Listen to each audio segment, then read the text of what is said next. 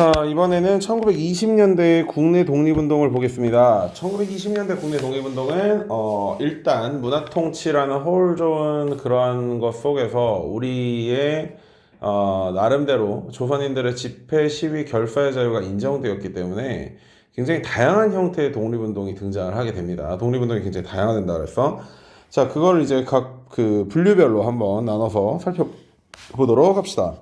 자, 먼저 사상 중심으로 독립운동을 분류를 해보면 사회주의 계열과 민족주의 계열로 나눌 수 있는데요. 사회주의 계열은 쟁의와 파업을 중심으로 이루어지게 됩니다. 노동자가 들어놓으면 파업, 농민이 들어놓으면 쟁의 정도로 보시면 되겠습니다. 자, 농민들의 암태도 소작쟁의는 성공했고요. 논산 노동자 총파업은 실패했습니다. 농민들이 노동자보다 더 똑똑해서 성공했다 이런 게 아니고요. 암태도는 굉장히 조그마한 섬이었기 때문에 크게 문제가 없었어요. 그러니까 그들의 나름대로 그들의 주장이나 그들의 요구가 잘 관철이 되었다면 원산은 얘들아 강화도 조약에서 최초로 오픈했던 세계 중에 항구 중에 하나야. 세계 항구 중에 하나야. 그만큼 일본이 굉장히 관심을 가지고 지켜보는 지역이기 때문에 원산에서 노동자들이 총파업을 일으켰더라도 일본이 굉장히 강력하게 진압을 함으로써 이들의 요구는 실패하게 되죠. 근데 그러면 왜 들어눕는 게 독립운동인가? 당시 지주 자본가의 90% 이상이 일본인이나 친일파였기 때문에 이 역시 독립운동으로 인정을 합니다. 자, 민족주의는 실력 양성 운동이에요. 자, 그래서 첫 번째 실력 양성 운동의 교육 파트로서는 밀립대학 설립 운동이 있는데요. 밀립대학이라는 게 결국은 지금 현재 우리나라에는 중등 교육기관까지밖에 없어. 그치? 자, 그래서 고등 교육기관이 필요하다라고 주장을 하면서 나라가 세우는 국립이 아닌 백성들이 세우는 밀립대학으로 그러니까 민간이 세우는 대학으로 설립을 해보자라고 했지만 실패했습니다. 왜냐하면 일본이 방해를 한 것도 있었지만 전체적인 공감대 형성이 부족했어. 실질적으로 모금에서 주머니에서 돈을 꺼내야 되는 30대와 40대는 배우지 않은 세대였기 때문에 왜 고등교육이 필요한지에 대해서 이해를 하지 못하고 있었던 거야. 그러한 공감대 부족과 함께 일본이 애초에 식민지에 있는 일본인들을 위해서 대학을 하나 설립하긴 해야 되겠다라고 마음먹고 경성제국대학을 설립을 했기 때문에 밀립대학 설립운동은 실패하게 됩니다. 따라서 이 밀립대학 설립운동이 실패한 이후에는 문맹퇴치 운동으로 변하게 되는데요. 30대, 40대 지금 이제 주머니에서 돈을 꺼내야 되는 그 세대가 고등교육의 필요성을 느끼지 못했기 때문에 그리고 이 세대는 교육받지 않았던 세대이기 때문에 이들의 계몽 활동을 통해서 어떤 실력 양성을 해야 되겠다라는 마음으로 신문사들이 주도가 돼서 29년에는 문자보금 운동이 31년에는 분하로드 운동이 일어나게 됩니다. 분하로드는 IN 뭐뭐 안으로 그 다음에 나로드는 people 민중입니다. 그래서 민중 속으로라는 식으로 러시아 혁명기에 일어났던 운동 중에 하나인데요. 그걸 이제 우리나라가 가져와서 대학생들이 낮에는 같이 농사 짓고 저녁에는 대학생들이 아니고 학생들이 낮에는 같이 농사 짓고 저녁에는 이렇게 그 어르신들 글 가르쳐 드리고 이런 방향으로 갔던 거죠. 자, 산업 파트 보겠습니다. 아까 말했듯이 일본 상품과 일본 기업이 우리나라에 엄청나게 침략을 하게 되면서 우리나라 국산품을 쓰자는 물산 장려운동이 조만식 평양으로부터 일어나게 됩니다. 근데 국산품 애용을 주장하다 보니까 당연히 국산품이 가격이 상승하게 되고 사회주의 계열이 이를 통해서 비판을 하게 되죠. 자본가들만 이득을 본다고. 이 물산 장려운동은 대구에서 서상돈이 일으킨 국채보상운동, 우리 개화기 때 국채보상운동과 잘 구분해서 살펴볼 이유가 있습니다.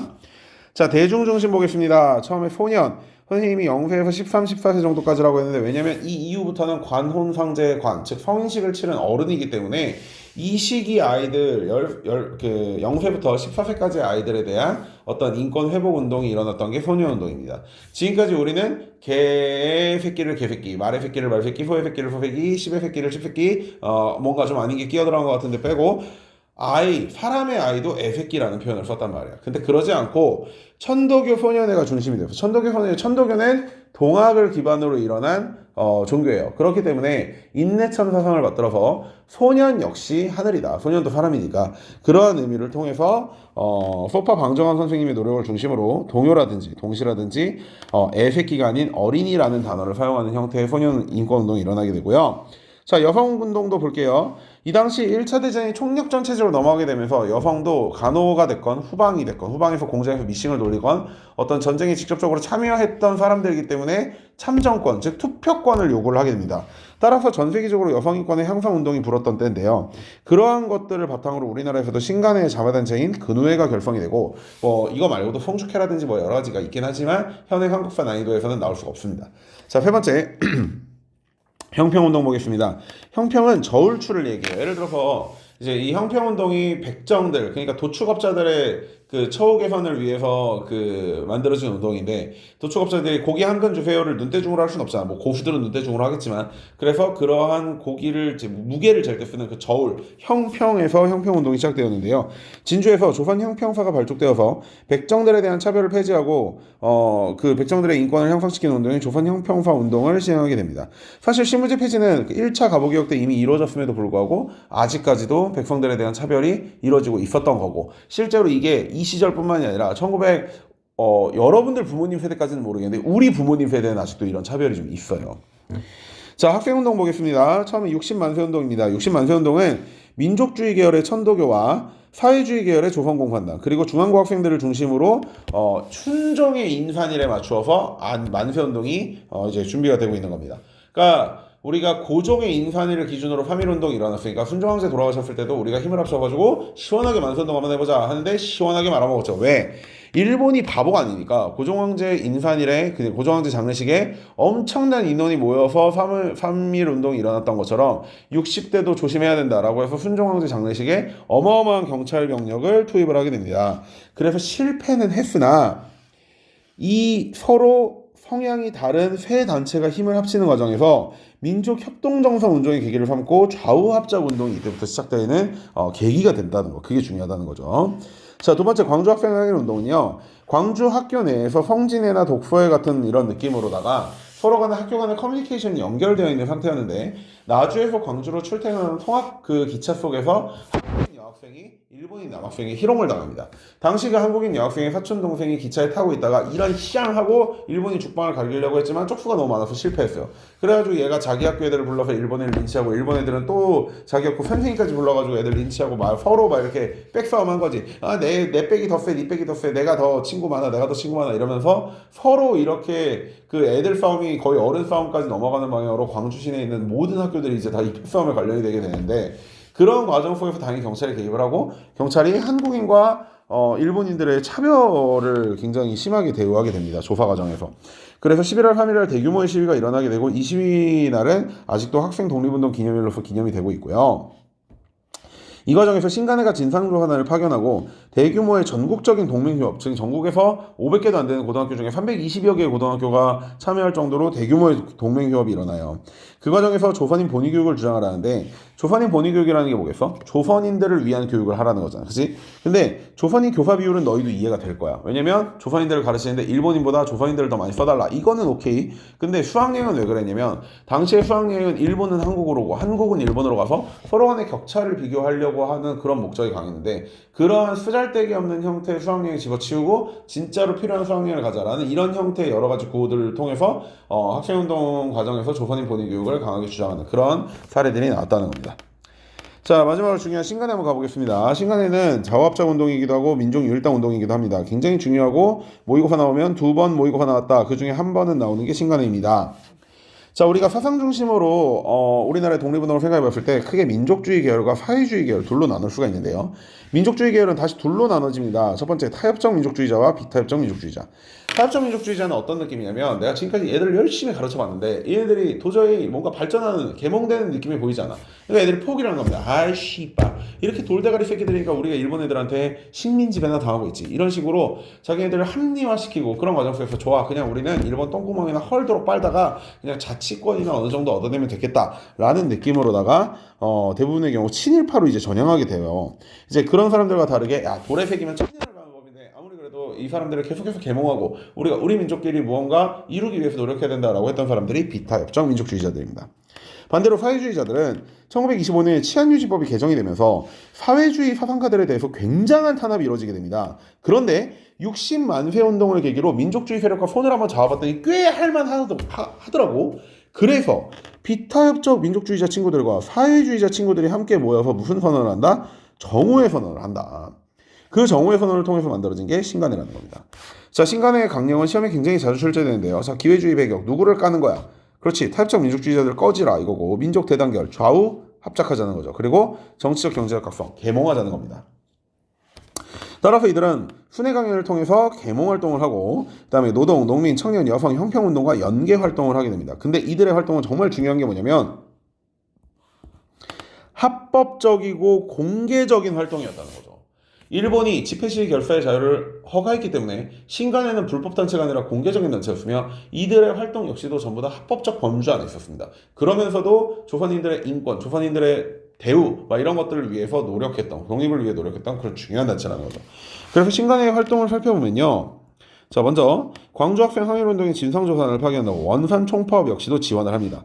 그런데 이 과정에서 당연히 한국 사람들의 어떤 인기도 많이 얻었겠지만 반대로 일본 경찰의 어그로 뒤지게 끌었겠지. 그래서 지도부가 대대적으로 구속을 당하게 돼요.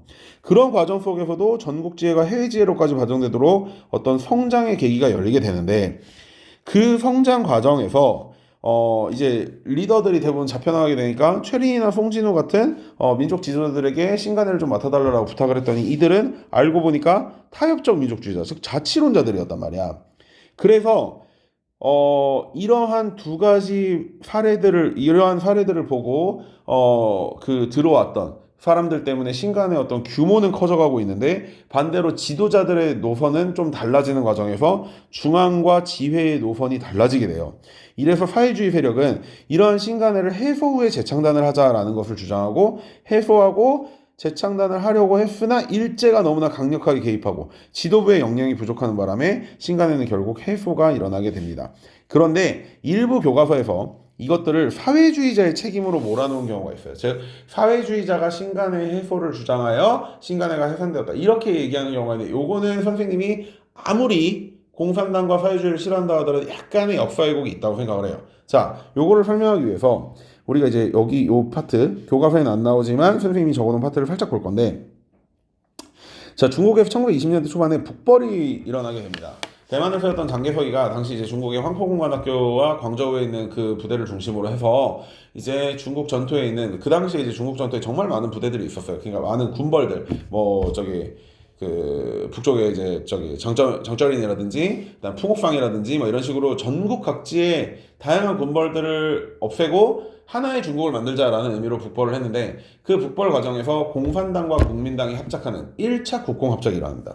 근데 1차 국공합작이 일어날 수 있었던 이유 자체가 뭐냐면 전 세계 공산주의자 연맹이라고 볼 수 있었던 코민테른에서 반자본주의, 그러니까 그러니까 프롤레타리아 혁명, 노동자들과 농민들로 일어나는 혁명 이전에 먼저 일어나야 되는 혁명이 반봉건 반제국 혁명인데 이것들을 위해서라면 우리와 사상이 다른 민족주의자들과 연대하는 것도 허용하겠다라는 지시가 있었기 때문에 1차 국공합작이 가능했던 것이거든요.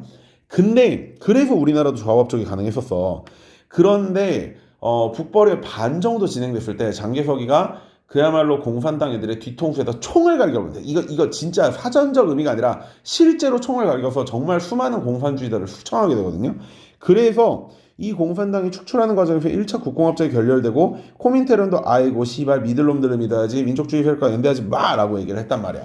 그런데 우리나라의 사회주의자들은 민족주의자들하고 해보니까 괜찮았거든.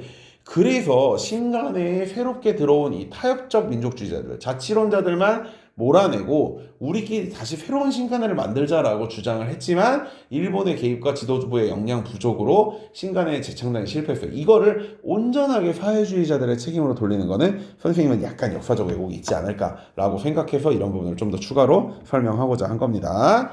자, 이렇게까지 얘기해서 1920년대 국내 독립운동도 잘 살펴봤습니다. 다음 시간에 30년대 국내 일제 통치와 민족 말살운동에 대한 우리나라의 저항운동을 보면서 시험 범위를 마무리해 볼게요. 여러분 고생하셨습니다. 안녕.